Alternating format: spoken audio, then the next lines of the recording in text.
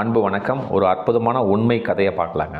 அதாவதுங்க, நம்ம வாழ்க்கையில் ஒரு தோல்வி, ஒரு இழப்பு, ஏதாவது ஒரு சூழ்நிலை ஏற்படுதுன்னு வச்சிங்களேன், நம்மளாம் என்ன பண்ணிடுறோன்னா, போய் அழுகிறது, ஒதுங்கி போயிடுறது, இவ்வளோ தான் நம்மளால் முடியும், இதுக்கு மேலே நம்மளால் முடியாது அப்படின்னு சொல்லி வருத்தப்படுறது, வேதனைப்படுறது, துக்கப்படுறது, அவமானப்படுறது, இதெல்லாம் தேவையே இல்லைங்க. நெருப்பாக இருந்தோன்னு வச்சிங்களேன், நெருப்பாக இருந்தோன்னா ஜெயிக்கிறது நம்மளாக தான் இருக்க முடியும். சிறப்பாக இந்த உண்மை சம்பவம் ஒரு அற்புதமான ஒரு தத்துவத்தை சொல்லியிருக்கு. இதை செயல்படுத்துங்க. எந்த தோல்வியாக இருந்தாலும் இதை நீங்கள் ஃபாலோ பண்ணிங்கன்னா 100% சக்ஸஸ் ஆகலாம். சிறப்பாக கதைக்குள்ளே போகலாங்க. ஒரு உண்மை சம்பவம்.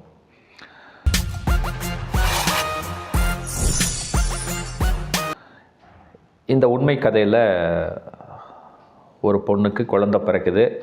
குழந்தை பிறந்த உடனே தெரிஞ்சிருச்சு, கால் ரெண்டுமே ஊனமாயிடுச்சு. போலியோன்னு சொல்லுவாங்க அந்த காலகட்டத்தில்.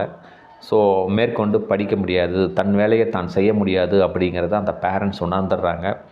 இருந்தாலும் சரி, என்ன செய்யலான்னு சொல்லிட்டு பக்கத்துலேயே ஒரு ஸ்கூல் இருக்குது. காலையில் சாயந்தரம் அந்த அவங்களோட அம்மா தான் கொண்டு போய் ஸ்கூலுக்கு விடுவாங்க, ஸ்கூல்லேருந்து கூட்டிகிட்டு வருவாங்க. என்னென்னா, அந்த பொண்ணுனால் எந்த வேலையுமே செய்ய முடியாது. ஒரு பென்சில் கீழே விழுந்தால் கூட அது எடுக்க முடியாது. ஒரு டிஃபன் பாக்ஸ் திறந்து சாப்பிட்டு ஏதாவது கீழே விழுந்தால் கூட அது எடுக்க முடியாது. அந்த மாதிரி சூழ்நிலை. ஸோ பலவிதமான அவமானங்கள், தோல்விகள் தன் ஃப்ரெண்ட்ஸ் சர்க்கிளில், ஸ்கூலில் எல்லாத்தையுமே அவங்க வாங்கினாங்க. +2 வரைக்கும் படிக்கிறாங்க. அந்த ஸ்கூலில் அந்த பொண்ணு தாங்க ஃபஸ்ட் மார்க். அந்த பொண்ணு தன்னோட வெறிய படிப்பு மேலே காட்டி +2வில் ஃபஸ்ட் மார்க் எடுத்தது.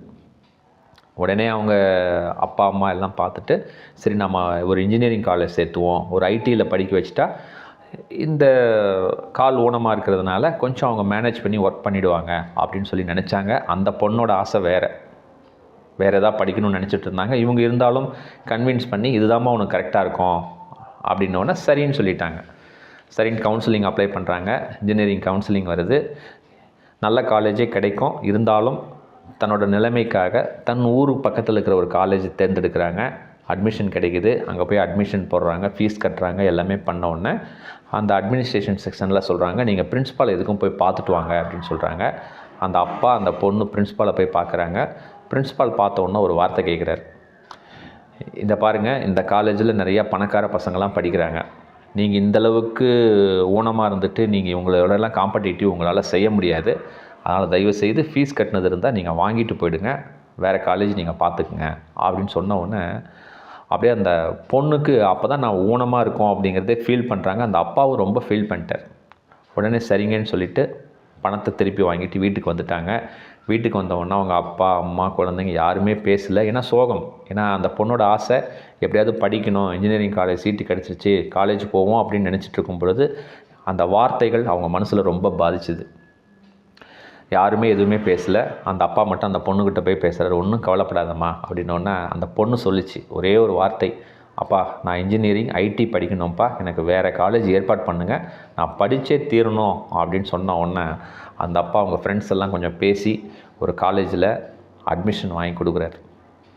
அட்மிஷன் வாங்கி கொடுக்கும்போது அதேமாதிரி அந்த பிரின்ஸிபால் கூப்பிட்றாரு. பிரின்ஸிபால் பார்க்கும்போது போகிறாரு. அந்த பிரின்ஸிபால் கேட்டது ஒரே கேள்வி, அம்மா உன்னால் முடியுமா அப்படின்னு கேட்குறாங்க. 100% என்னால் முடியும் அப்படின்னு சொல்லி அந்த பொண்ணு சொல்லிச்சு. 4 வருஷம் காலேஜ் முடியுது. அந்த காலேஜில் அந்த பொண்ணு தான் ஐடி டிபார்ட்மெண்ட்டில் ஃபஸ்ட்டு. இருந்தாலும் அந்த பொண்ணு ஓயிலிங்க, இன்னும் நான் மாஸ்டர் டிகிரி பண்ணுறேன்னு சொல்லிட்டு ஒரு மாஸ்டர் டிகிரி படித்தாங்க. மாஸ்டர் டிகிரியில் அந்த பொண்ணு தான் ஃபஸ்ட்டு. பல விதமான படிச்சுக்கிட்டே இருந்தாங்க. அவங்க பார்த்திங்கன்னா ஒரு ஐடி கம்பெனியில், பெரிய ஒரு ஐடி கம்பெனியில் அவங்க ஒரு சீனியர் போஸ்ட்டில் இருக்காங்க. ஓகேங்களா. இருந்தாலும் அவங்களோட படிப்பு ஃபர்தராக படிச்சுக்கிட்டே இருந்தாங்க, நாலேஜை கேதர் பண்ணிகிட்டே இருந்தாங்க. எந்த காலேஜ் வேணான்னு சொன்னாங்களோ அதே காலேஜில் ஒரு இன்டர்நேஷ்னல் கான்ஃபரன்ஸ் வருது. அந்த கான்ஃபரன்ஸில் அந்த பொண்ணு கலந்துக்கிட்டாங்க. தன் திறமையை அங்கே வெளிப்படுத்துகிறாங்க. அங்கே இருக்கிற எல்லாருமே பாராட்டுறாங்க, கைத்தட்டுறாங்க. இதுதாங்க வெற்றி. எத்தனை பேருக்கு புரியுதுங்க? அதாவதுங்க, நம்ம எந்த இடத்துல தோக்குறோமோ, எந்த காலேஜில் இந்த காலேஜ் உனக்கு ஃபிட் ஆகாதுன்னு சொல்லி வெளியில் அனுப்புனாங்களோ அந்த காலேஜில் தன்னோட டிகிரி, பிஜி எல்லாம் முடிச்சுட்டு ஒரு இன்டர்நேஷ்னல் கான்ஃபரன்ஸில் எல்லாரும் கைத்தட்டுற மாதிரி, பாராட்டுற மாதிரி அந்த வெறித்தனம் தாங்க அந்த பொண்ணு அந்த நிலைமைக்கு வந்திருக்கு. ஸோ இதுதான் உண்மையான வெற்றி. ஸோ வாழ்க்கையில் நான் என்ன சொல்கிறேன்னாங்க, நம்ம வாழ்க்கையில் பல தோல்விகள், பல அவமானங்கள் எல்லாமே வரும்.